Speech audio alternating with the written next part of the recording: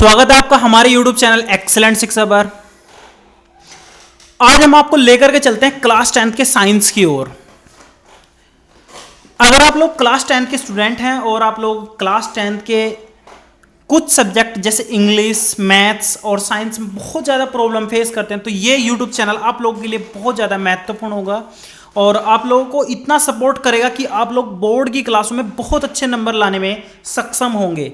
और मैं साथ ही आप लोगों से ये भी रिक्वेस्ट करूंगा, अगर आपको नोट्स चाहिए या फिर क्वेश्चन चाहिए या फिर सॉल्यूशन चाहिए एनसीईआरटी बुक्स के, तो आप क्रोम ब्राउजर में एक्सेलेंट शिक्षा सर्च कीजिए और सर्च करने के बाद हमारी वेबसाइट पर आइए और यहाँ पर वेबसाइट में आकर के आप पूरी की पूरी सारे के सारे सब्जेक्ट की आप चैप्टर वाइज लिस्ट देखिए। जैसे यहाँ पर अगर मैं साइंस ओपन कर लेता हूँ, ये साइंस की आपकी सारी की सारी यहाँ पर पूरी बुक ओपन हो जाएगी। आप जिस चैप्टर को चाहो तो यहाँ पर नोट्स देख सकते हो, पढ़ सकते हो और प्रैक्टिस कर सकते हो। आज हम जो है ना, हमारा चैप्टर चल रहा था पहले वाला, उसको आज हम फिनिश करने वाले हैं और बहुत सारे क्वेश्चन आपको यहाँ पर बताऊंगा। साथ ही आप लोगों से रिक्वेस्ट करूंगा कि आप चैनल में जाइए और यहाँ पर जो आपको प्लेलिस्ट ऑप्शन मिल रहा है ना, इस प्लेलिस्ट में जाइए और प्लेलिस्ट में साइंस की प्लेलिस्ट को जरूर देखिए। यहाँ पर आपको इसको बुकमार्क करके बहुत सारे बेनिफिट मिलेंगे, एक एक चैप्टर आपको यहाँ पर अच्छे से मिल जाएगा। चलते हैं आज के कुछ टॉपिक्स जो बचे हुए हैं उनको कवर करते हैं। तो मैं यहाँ पर आपका ओपन कर लिया हूँ क्लास 10th साइंस, स्क्रीन को बड़ा कर लेता हूँ ताकि आप लोगों को और अच्छे से दिखाई दे जाए।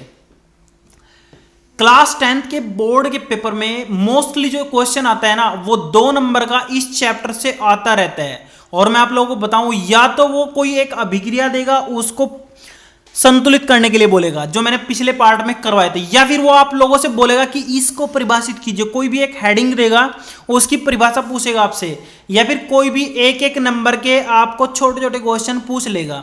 तो इस पार्ट जो आपका ये पार्ट है, इस पार्ट से भी आपको 2 नंबर वो मिल सकते हैं।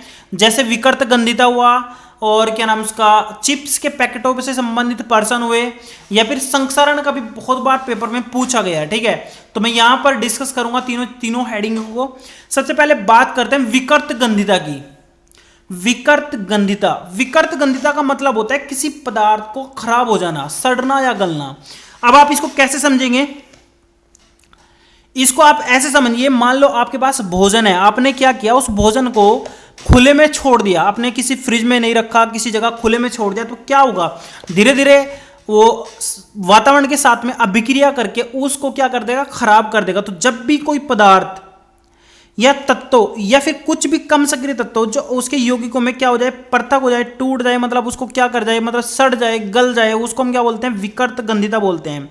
ये हमेशा किस किस में होता है, वसा युक्त तेलीय पदार्थ में। याद रखना, वसा युक्त तेलीय पदार्थ ये जल्दी खराब होते हैं। जब लंबे समय तक कहीं रखी रह जाती है तो इसका स्वाद खराब हो जाता है। सबसे पहले क्या होता है, याद रखना, सबसे पहले स्वाद खराब हो जाएगा। ठीक है, उसके अंदर से एक गंध आने लग जाएगी, बहुत बुरी बदबू आने लग जाएगी। ठीक है, तो इन सभी को हम क्या बोलते हैं, विकृत गंधिता बोलते हैं। इसमें मोस्टली जो है ना, खाने की चीजें ही खराब होती हैं। ठीक है, इसमें बहुत सारे आपको एग्जाम्पल मिल जाएंगे। जैसे चिप्स हुआ, अगर आप चिप्स को खाली खुला छोड़ देंगे तो खराब होगा, नहीं तो अगर पैक है तो नहीं खराब होगा।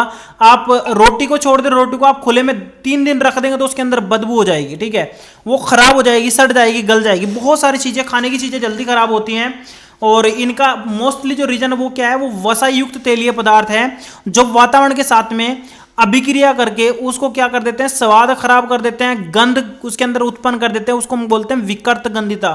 तो आप इसको परिभाषित कैसे करेंगे, बोर्ड में अगर आपका 2 नंबर का क्वेश्चन आ जाता है, ये बहुत बार 2 नंबर में पूछा गया है, तो आप इसको कैसे परिभाषित करेंगे, मैं आपको सिंपल और लॉजिकल इंफॉर्मेशन देता हूं।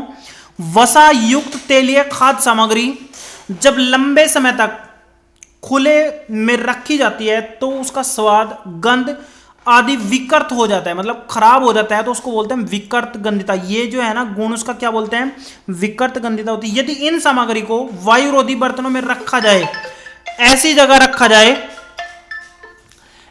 रखा जाए जहां पे वायु का रोध ना हो, वायु उसके अंदर जा ही न रही हो, तो उसको हम बोलते हैं, उसमें ये पदार्थ आपके संरक्षित रहेंगे। बहुत सारे एग्जाम्पल आपको संरक्षण के मिल जाएंगे।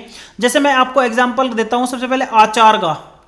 आपको पता होना चाहिए आचार कैसे रखा जाता है सुरक्षित, या तो उसके अंदर तेल डाला जाता है इससे तेल से बन जाता है। मुरब्बा सुना होगा आपने, मुरब्बा। मुरब्बा में भी विकृत गंधिता को रोकने के लिए चीनी का क्या घोल डालते हैं, जिसको हम बोलते हैं पत्त डालते हैं, जो आपको पता होगा मीठा मीठा होता है ना चिपचिपा पदार्थ, उसको बोलते हैं हम पत्त, पात डालते हैं उसके अंदर, ठीक है। ये चीजें उसको क्या कर देते हैं, रोक देती हैं। अभी एक और यहाँ पर अच्छा क्वेश्चन है, चिप्स के पैकेटों से संबंधित प्रश्न। इसमें एक क्वेश्चन बहुत बार पूछा गया है कि चिप्स के पैकेटों को विकृत गंधिता से बचाने के लिए क्या किया जाता है। विकृत गंधिता से बचाने के लिए क्या कर रहा है, मतलब क्या करते हैं कंपनी वाले, क्या करते हैं, तो आपको पता होना चाहिए। इसमें नाइट्रोजन गैस को भर देते हैं। इस क्वेश्चन में क्या बताया जाता है, नाइट्रोजन गैस को भर जाते हैं। कभी कभी एक नंबर में उल्टा करके पूछ लेते हैं।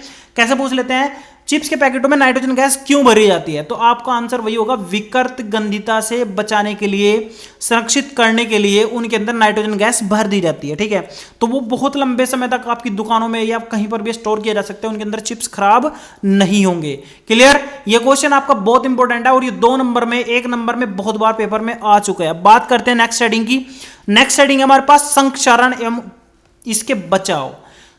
संक्षारण भी अच्छा आपका हेडिंग है और ये बोर्ड में 2 नंबर में आया है। और मैं बताता हूं आप लोगों को, इसको हिंदी में लोकल भाषा में, बिल्कुल सिंपल भाषा में बोलते हैं जंग। आपने क्या देखा होगा, जब लोहा बाहर में रह जाता है, बाहर पड़ा रहता है बरसात में या फिर वायु की उपस्थिति में, क्या होता है उसमें जंग लगने लग जाती है। तो जब भी उस पर जंग लगती है तो उस पर एक ऊपर परत चढ़ जाती है, उसको ही हम क्या बोलते हैं, संक्षारण बोलते हैं। उसको हम क्या बोलते हैं, संक्षारण बोलते हैं। इसका मतलब आप कैसे बोल सकते हैं, लोहे की नई वस्तुएं चमकीली होती हैं। जब भी आप कोई मतलब नई नई चीजें लेकर कहते हैं, वो क्या होती हैं, चमकीली होती हैं। लेकिन कुछ समय बाद, कुछ के टाइम के बाद, जैसे जैसे ऊपर भूरे रंग की एक परत चढ़ जाती है, उस भूरे रंग की परत को हम क्या बोलते हैं, जंग लगना। उसी को हम क्या बोलते हैं, संक्षारण बोलते हैं। क्या बोलते हैं, संक्षारण। अब देखो मेरी बात सुनो, बिल्कुल सिंपल सी बात समझिए। संक्षारण का मतलब समझ में आ गया, जंग। इससे बचाव के लिए भी हम बहुत सारे मतलब कदम उठाते हैं। जैसे नंबर 1, आपने देखा होगा कि लोहे की खिड़कियों पर हम पेंट कर देते हैं। क्या कर देते हैं, पेंट कर देते हैं। पेंट करके हम इससे क्या कर सकते हैं, बच सकते हैं। और नंबर 2, आप इसका और अच्छा एग्जांपल देखेंगे, आपको क्या पता लग जाएगा, लोहे के ऊपर किसी दूसरी धातु की परत चढ़ा देते हैं। गैल्वेनाइजेशन बोलते हैं इसको, गैल्वेनाइजेशन। किसी एक धातु पर किसी दूसरी धातु की परत चढ़ाकर उसको बचा सकते हैं। हम क्या बोलते हैं, परत चढ़ाकर हम उसको क्या कर सकते हैं, सुरक्षित कर सकते हैं। और भी आप इसका एग्जांपल बताओ, और एक आधा एग्जांपल बताओ ताकि आपको और अच्छा लगे। और मैं बताता हूँ, प्लास्टिक की चीजें उसको ऊपर चढ़ा करके, कभी कभी क्या होता है, आपने साइकिल देखी होगी, साइकिल का जो हैंडल होता है ना, कुछ इस टाइप का होता है कि नहीं। तो उसके ऊपर यहां तो होता है कुछ अलग स्टील वगैरह की परत चढ़ी होती है, लेकिन इसके हत्थे पर आपने देखा होगा प्लास्टिक की परत चढ़ा देते हैं। प्लास्टिक की परत से भी हम इसका क्या कर सकते हैं, संक्षारण का बचाव कर सकते हैं, ठीक है। तो क्लियर हो गया। ये भी आपका 2 नंबर का आता है, मतलब एक में परिभाषा बतानी पड़ेगी आपको, 1 नंबर में इसके बचाव के उपाय बताने पड़ेंगे। आगे चलते हैं। अब मैं कुछ क्वेश्चन डिस्कस करता हूं आपके सामने, जो बोर्ड में बहुत बार पेपर में पूछे गए हैं। क्वेश्चन है, उष्माक्षेपी उष्माशोषी अभिक्रिया का क्या अर्थ है। देखो, एक में आ रहा है आपका अक्षेपी, एक में आ रहा है आपका शोषी। शोषी का मतलब शोषण, शोषण का मतलब उसके अंदर ऊर्जा जा रही है। तो यहां पर जो कॉन्सेप्ट चलेगा हमारा, वो इस टाइप से चलेगा, वे अभिक्रियाएं जिनमें ऊष्मा बाहर निकलती है, बाहर। अक्षेपी का मतलब होता है बाहर, ऊष्मा बाहर निकलती है, उनको हम बोलते हैं ऊष्मा अक्षेपी अभिक्रियाएं। वे अभिक्रियाएं जिनमें ऊष्मा देनी पड़ती है, मतलब ऊष्मा शोषण होता है, उनको बोलते हैं, मतलब इनके अंदर हमें ऊष्मा देनी पड़ेगी, उसको बोलते हैं हम ऊष्मा शोषी। एग्जाम्पल ले लो, अगर आप सोडियम कहीं पानी में डालोगे तो एकदम से ऊष्मा निकलेगी, विस्फोट होगा, तो ये आपकी ऊष्मा अक्षेपी अभिक्रिया है। ऊष्मा अक्षेपी अभिक्रिया में हमेशा ऊर्जा बाहर निकलती है, ऊष्मा का क्या होती है, बाहर निकलती है। तो इसको हम क्या बोलेंगे, ऊष्मा अक्षेपी अभिक्रिया बोलेंगे। जबकि अगर आप पानी में चीनी को जल्दी घोलना चाह रहे हो तो उसको आप गर्म करेंगे, चाय बनाने के लिए गर्म करते हैं कि नहीं, तो उसको आप क्या करेंगे, गर्म करेंगे तो जल्दी घुल जाएगी। तो ये आपकी कौन सी अभिक्रिया हुई, ऊष्मा शोषी अभिक्रिया हुई। तो दोनों समझ में आ गए आपकी। और इसके एग्जाम्पल भी आप ले सकते हैं, इसके एग्जाम्पल आपको बहुत अच्छे अच्छे देखने को मिल जाएंगे। ये एग्जाम्पल मैं यहां पर आपको मतलब एक आध डिस्कस कर देता हूं। जैसे आप ये देख लीजिए, एक एग्जाम्पल आपके सामने लेता हूं। कैल्शियम जो ऑक्साइड होता है ना, अगर आप इसमें H2O मिलाओगे तो आपको मिलेगा कैल्शियम हाइड्रोक्साइड। ठीक है, और प्लस आपको यहां पर मिलेगी ऊष्मा, इसमें से ऊष्मा बाहर निकलती है। ये आपका बिना बुझा हुआ चूना जो होता है ना, जब आप उसके अंदर चूना डालते हैं, देखा हो आप लोगों ने घरों में कली लेकर के आते हैं ना, उसके जब अंदर पानी डालते हैं तो वो गर्म हो जाती है, हीट देने लग जाती है, तो उसको क्या बोलते हैं हम, इसको बोलते हैं ऊष्मा अक्षेपीय अभिक्रिया। क्या बोलते हैं, ऊष्मा अक्षेपी, मतलब ये अभिक्रिया आपकी कौन सी हो गई, ये अभिक्रिया आपकी वो अभिक्रिया होगी जिससे ऊष्मा बाहर निकल रही है, जिससे ऊष्मा आपकी क्या हो रही है, बाहर निकल रही है। अभी एक और एग्जांपल ले सकते हो आप यहां पर, CaCO3 कैल्शियम कार्बोनेट, ठीक है। आप जब इसमें ऊष्मा मिलाएंगे, इसको आप गर्म करेंगे, तो गर्म करने के बाद ये टूट जाएगा, और टूटने के बाद आपको क्या देगा, CaO देगा, प्लस यहां पर आपको क्या देगा, CO2, कार्बन डाइऑक्साइड बाहर निकल जाएगी। ये आपकी है ऊष्मा शोषी अभिक्रिया, क्योंकि इसमें आप ऊष्मा दे रहे हैं। तो ये एग्जांपल आपको जरूर याद करना है, और ये भी क्वेश्चन आपका 2 नंबर में पेपर में पूछा गया है, इसलिए मैंने यहां पर ये आपको डिस्कस किया है। अब थोड़ा सा आगे चलते हैं, नेक्स्ट क्वेश्चन देख लेते हैं। ये भी क्वेश्चन आप लोगों के लिए इंपॉर्टेंट है। श्वसन को ऊष्मा अक्षेपी अभिक्रिया क्यों कहते हैं? क्वेश्चन है आपका, श्वसन को ऊष्मा अक्षेपी अभिक्रिया क्यों कहते हैं?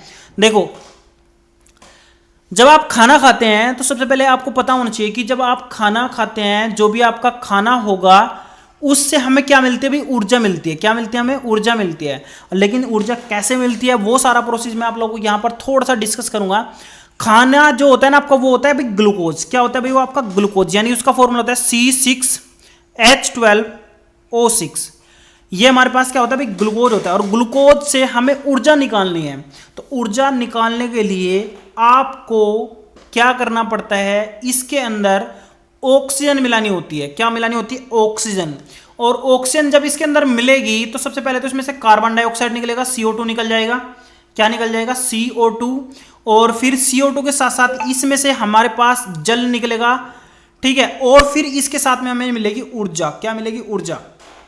तो आप कैसे परिभाषित करेंगे, श्वसन वो क्रिया है जिसमें हमारे पास ऑक्सीजन शरीर के अंदर ली जाएगी, और ऑक्सीजन जब हम शरीर में लेंगे तो ऑक्सीजन के साथ ग्लूकोज अभिक्रिया करके ऊष्मा उत्पन्न करेगा, और उस ऊष्मा से हमें कार्बन डाइऑक्साइड बाहर निकलेगी और जल मिलेगा, ऊर्जा मिलेगी। तो ये जो ऊर्जा का प्रोसेस है, ये सारा का सारा जो प्रोसेस है, ये हमारे पास है ना कार्बोहाइड्रेट के पाचन के लिए यूज करा जा रहा है। और इस पाचन में हमेशा ऊष्मा ली जाती है, बाहर से ऑक्सीजन से ऊष्मा ली जा रही है, तो इसलिए हम इसको ऊष्मा अक्षेपी अभिक्रिया बोलते हैं।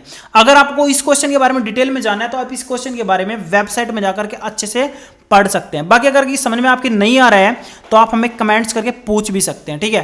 थोड़ा आगे चलते हैं, और आज के लिए मैंने बस इतना ही इसमें सेलेक्ट किया है। ये क्वेश्चन जितने भी थे आप लोगों के लिए बहुत इंपॉर्टेंट थे, और ये चैप्टर आपका खत्म भी हो गया है। अब आपको क्या करना है, वेबसाइट में जाकर के इस चैप्टर की जितनी भी इंपॉर्टेंट हेडिंग्स हैं आप उनको जरूर कवर करें। टेस्ट सीरीज आप इसकी जरूर देखें और उनको सोल्व करने की जरूर कोशिश करें। आज के लिए इतना ही, फिर मिलेंगे नेक्स्ट वीडियो में नेक्स्ट चैप्टर में। Thank you.